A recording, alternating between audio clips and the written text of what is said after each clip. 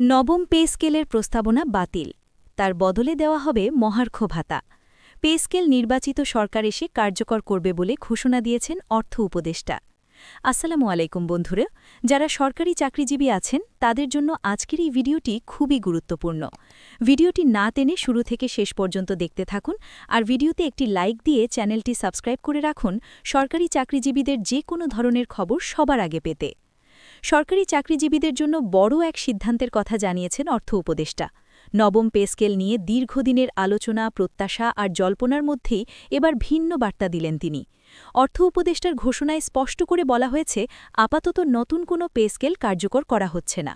Pay scale বাতিল করে তার পরিবর্তে সরকারি কর্মচারীদের জন্য দেওয়া হবে মহার্ঘ ভাতা। আর এই পে স্কেল কার্যকর করার চূড়ান্ত সিদ্ধান্ত ও বাস্তবায়নের দায়িত্ব থাকবে নির্বাচিত সরকারের উপর। অর্থ উপদেষ্টার এই ঘোষণার পর থেকেই সরকারি চাকরিজীবী মহলে শুরু হয়েছে নানা আলোচনা ও প্রতিক্রিয়া। এক সংবাদ সম্মেলনে অর্থ উপদেষ্টা বলেন, বর্তমান বাস্তবতায় পে স্কেল কার্যকর করা একটি দীর্ঘমেয়াদী ও কাঠামোগত সিদ্ধান্ত।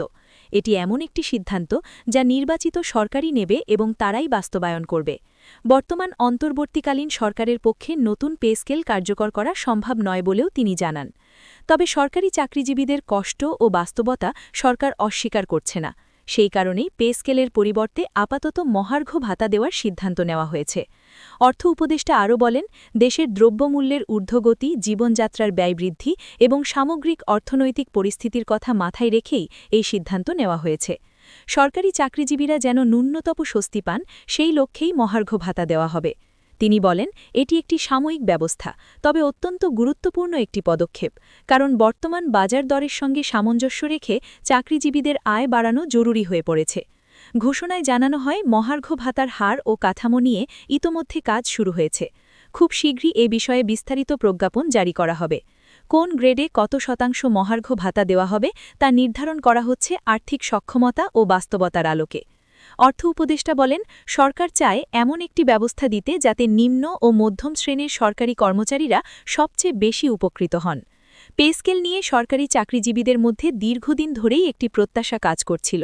অনেকে আশা করেছিলেন দ্রুতই নতুন পে স্কেল ঘোষণা হবে, কিন্তু অর্থ উপদেষ্টার ঘোষণায় স্পষ্ট করে বলা হয়েছে, পে স্কেল কোনো অন্তর্বর্তী সিদ্ধান্ত নয়, এটি একটি নির্বাচিত সরকারের রাজনৈতিক ও প্রশাসনিক সিদ্ধান্তের বিষয়। তাই জনগণের ভোটে নির্বাচিত সরকার ক্ষমতায় এলে তারাই বিষয়টি পর্যালোচনা করে নতুন পে স্কেল কার্যকর করবে। অর্থ উপদেষ্টা বলেন, পে স্কেল কার্যকর করতে গেলে রাষ্ট্রের দীর্ঘমেয়াদী অর্থনৈতিক সক্ষমতা, রাজস্ব আদায়, বাজেট ঘাটতি এবং বৈদেশিক মুদ্রার অবস্থান সবকিছু বিবেচনায় নিতে হয়। বর্তমান সরকার দায়িত্বশীলতার সঙ্গে এসব বিষয়ে পর্যালোচনা করে দেখেছে যে এখনই পে স্কেল বাস্তবায়ন করা হলে সামগ্রিক অর্থনীতির উপর চাপ পড়তে পারে। তাই এই মুহূর্তে মহার্ঘ ভাতাই সবচেয়ে বাস্তবসম্মত সমাধান। সংবাদ সম্মেলনে তিনি আরও জানান, সরকার কোনোভাবেই সরকারি চাকরিজীবীদের অবহেলা করছে না, বরং বাস্তবতা বুঝেই এই সিদ্ধান্ত নেওয়া হয়েছে। বাজারে নিত্য প্রয়োজনীয় পণ্যের দাম বেড়েছে, বাসা ভাড়া, চিকিৎসা, শিক্ষা সব ক্ষেত্রেই ব্যয় বেড়েছে। এই অবস্থায় কর্মচারীদের পাশে দাঁড়ানো সরকারের দায়িত্ব। সেই দায়িত্ব থেকেই মহার্ঘ ভাতার সিদ্ধান্ত। এই ঘোষণার পরপরই বিভিন্ন দপ্তরে কর্মরত কর্মচারীদের মধ্যে মিশ্র প্রতিক্রিয়া দেখা গেছে। কেউ কেউ মনে করছেন, পে স্কেল না হলেও অন্তত মহার্ঘ ভাতা পাওয়া একটি ইতিবাচক উদ্যোগ। আবার অনেকে বলছেন, পে স্কেল ছাড়া দীর্ঘমেয়াদে সমস্যার স্থায়ী সমাধান হবে না। তবে বেশিরভাগ কর্মচারী স্বীকার করছেন, বর্তমান পরিস্থিতিতে মহার্ঘ ভাতা কিছুটা হলেও স্বস্তি দেবে। অর্থ উপদেষ্টা জানান, মহার্ঘ ভাতা কার্যকর হলে এটি বেতনের সঙ্গে যুক্ত হবে এবং নির্দিষ্ট সময় অন্তর তা পর্যালোচনা করা হতে পারে। অর্থাৎ বাজার পরিস্থিতির পরিবর্তনের সঙ্গে সামঞ্জস্য রেখে ভবিষ্যতে এই ভাতার হার বাড়ানো বা কমানোর সুযোগ থাকবে। এতে করে কর্মচারীদের আয় বাস্তবতার সঙ্গে আরও কাছাকাছি থাকবে। তিনি আরও বলেন, নির্বাচিত সরকার দায়িত্ব নেওয়ার পর পে স্কেল নিয়ে একটি পূর্ণাঙ্গ কমিশন গঠন করতে পারে। সেই কমিশন দেশের সার্বিক অর্থনৈতিক অবস্থা, সরকারি কর্মচারীদের জীবনমান, বেসরকারি খাতের বেতন কাঠামো সবকিছু বিশ্লেষণ করে নতুন পে স্কেলের সুপারিশ করবে। অর্থ উপদেষ্টা মনে করেন, এভাবেই একটি টেকসই ও বাস্তবসম্মত পে স্কেল গঠন সম্ভব। এই ঘোষণার মধ্য দিয়ে সরকারের অবস্থান আবারও স্পষ্ট হল। তাৎক্ষণিক চাপ নয়, বরং দীর্ঘমেয়াদী স্থিতিশীলতার দিকেই গুরুত্ব দিচ্ছে সরকার।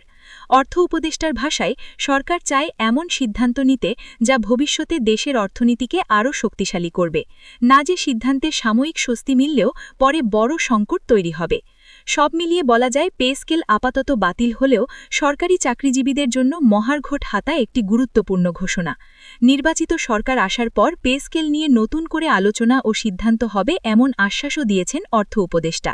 এখন দেখার বিষয় মহার্ঘ ভাতার হার কতটা হয় এবং তা সরকারি চাকরিজীবীদের বাস্তব জীবনে কতটা স্বস্তি দিতে পারে।